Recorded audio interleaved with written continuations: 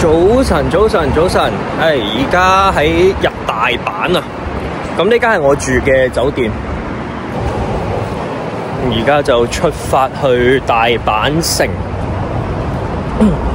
咁嗰度之前上網啊或者 YouTube 啊，有好多嘅朋友都會介紹嗰度可以跑步啦，可以圍住個大阪城跑啦。咁同埋都有唔同嘅路線去選擇啦。咁趁今次嚟大阪，咁又冇比賽，又冇話要特別，咁趁今次嚟大阪就去體驗一下。咁而家係朝頭早嘅6點半，咁佢嗰度有一個 running base 嘅一個跑步基地啦，就可以俾你擺嘢啊，去租機啊，咁啊亦都係沖涼嘅一個地方，即係好似有個 locker 嘅地方。咁係要付費使用啦，咁但係睇嗰個價錢都係好實惠嘅。咁而家就出發啦。咁依家首先喺大阪南波車站就坐呢一個電車去呢一個鶴橋站，再喺鶴橋嗰度轉車去呢一個大阪城公園站。咁佢嗰個 running base 就喺呢個大阪城公園站嗰度嘅。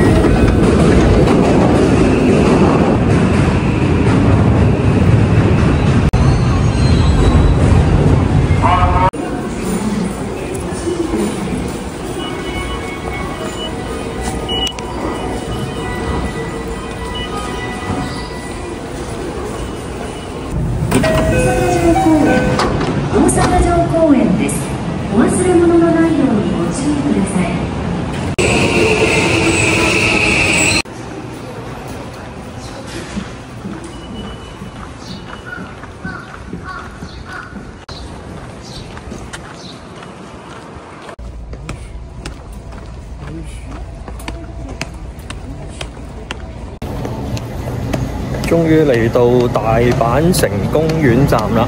咁地圖話出咗地鐵站口行290米就到啦，咁應該好近嘅啫，應該轉個彎就到。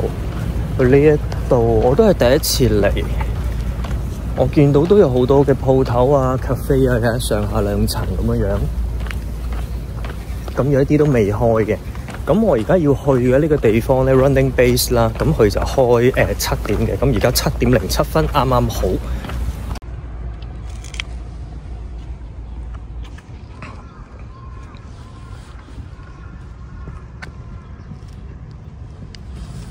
呢個就係而家我嘅地方，咁一陣間再睇下個路線係點樣跑啦。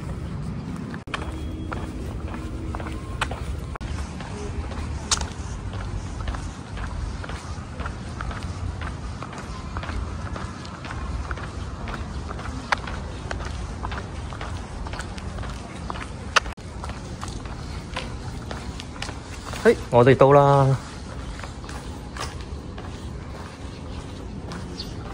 ！Run and walk 嘅 course， 呢度就有個地圖啦，教你點樣跑。咁分別有3.5K 一圈，呢個係長嘅。咁另外仲有一個短啲嘅，就2.9K 一圈。先下，而家我哋喺呢度，即係其實都要走翻過嚟呢邊。穿過太陽廣場，跟住喺度兜。哎呀，唔知識唔識得行咧？記先，跟住噴水池左手邊。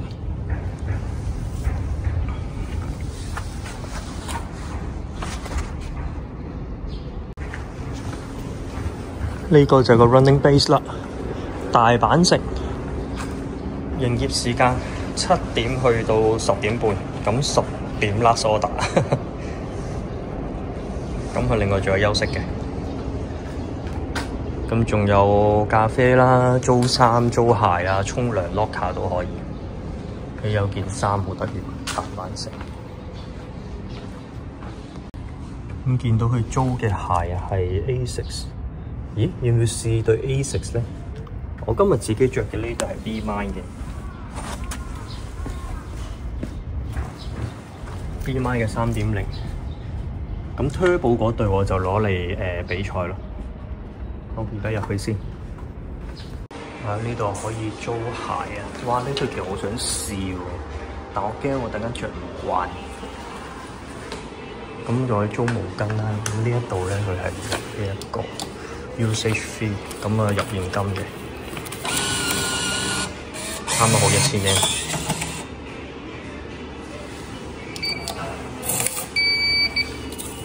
咁就可以用呢個 lock 卡啦。咁呢邊可以俾你掛啲大嘅羽絨啊、褸啊，咁另外都係可以鎖起佢，幾好。因為有時 lock 卡未必擺得到咁大件嘅衫。好啦，換好衫，準備好個跑步裝束。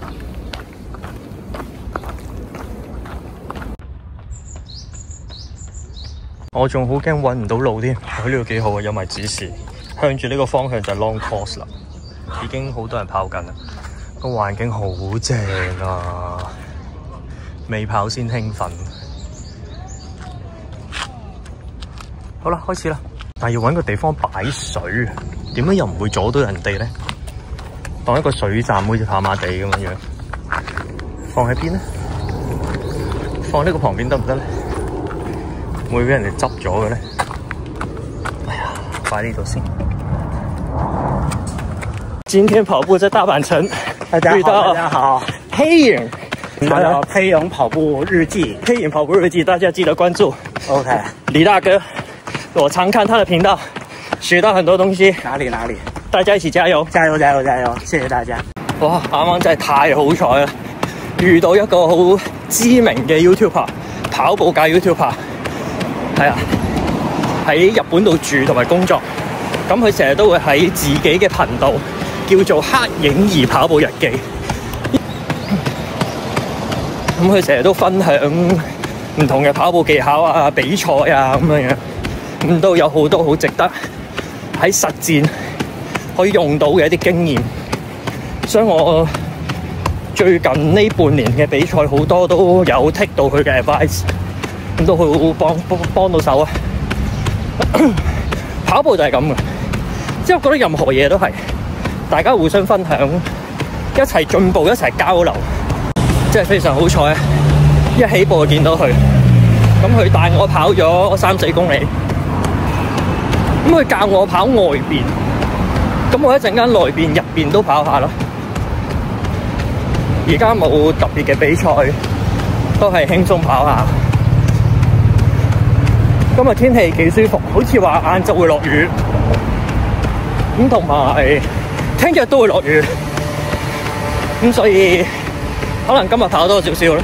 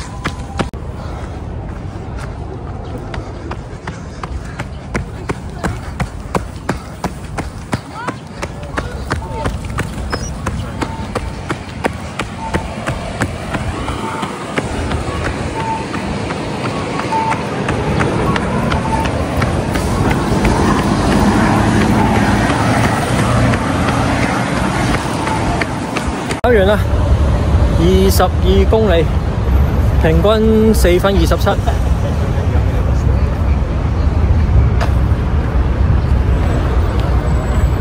今日天氣報告話晏晝會落雨啊，聽日都落雨。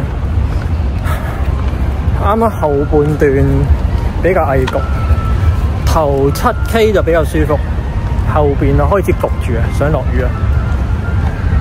但係整體都 OK 嘅。如果依家喺香港跑步，應該就已經好熱啦，仲好濕添。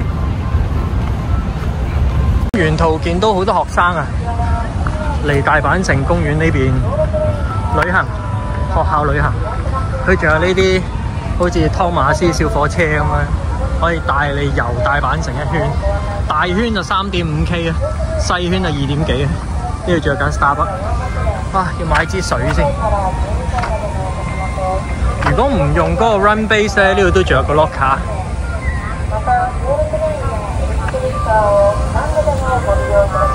好熱鬧啊！好多一家大細啊，同埋學生嚟呢度旅行野餐。